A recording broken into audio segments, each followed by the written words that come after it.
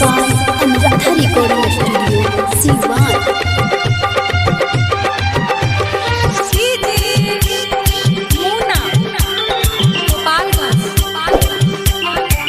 राजा deo ने test करइले जवन डर रहे उहे भइल। राजा डियो ने टेस्ट करइले जवन डर रहे उहे भइल। सखी नैहर के यारवा तसवान जी पगई। राजा डियो ने टेस्ट करइले जवन डर रहे उहे भइल।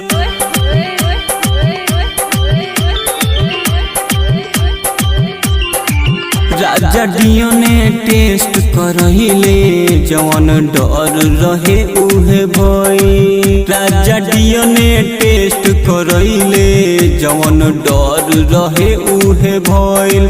सखी नैहर के यारवा तसवान जी पगई।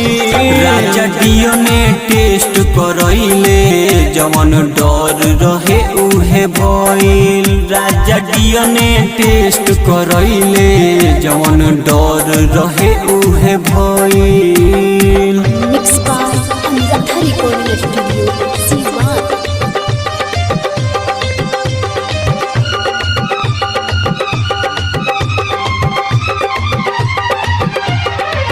हे हे हे हे ला ला ला ला ला ला ला ला ला।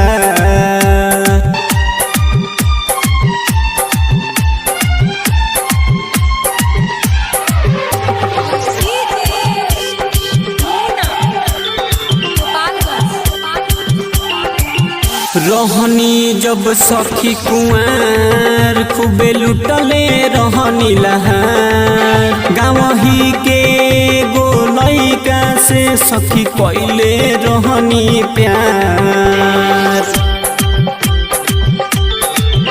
रहनी जब सखी कुआर खूबे लुटले रहनी लहार। गाँवही के गो लइका से सखी कइले रहनी प्यार। भातरा के कुछ कइल नइखे ओकरे कइल बा। राजा डियो ने टेस्ट करइले जवन डर रहे उहे भइल। राजा डियो ने टेस्ट करइले जवन डर रहे उहे भइल।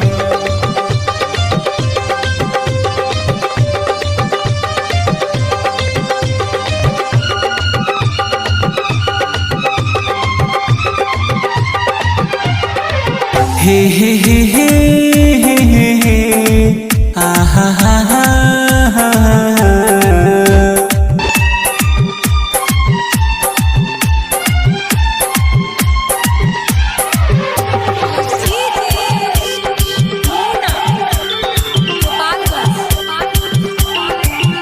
राइटर रमेश बिहारी छोड़ दी हले ना जमारी। सुन के कोरोना नीरज के बतिया सखी पर गइल बा भारी। राइटर रमेश बिहारी छोड़ दी हले ना जमारी। सुन के कोरोना नीरज के बतिया सखी पर गइल बा भारी। अब जान गइले पियो झूठ दूसरी के कइल बा। राजा डियो ने टेस्ट करइले जवन डर रहे उहे भइल। राजा डियो ने टेस्ट करइले जवन डर रहे उहे भइल।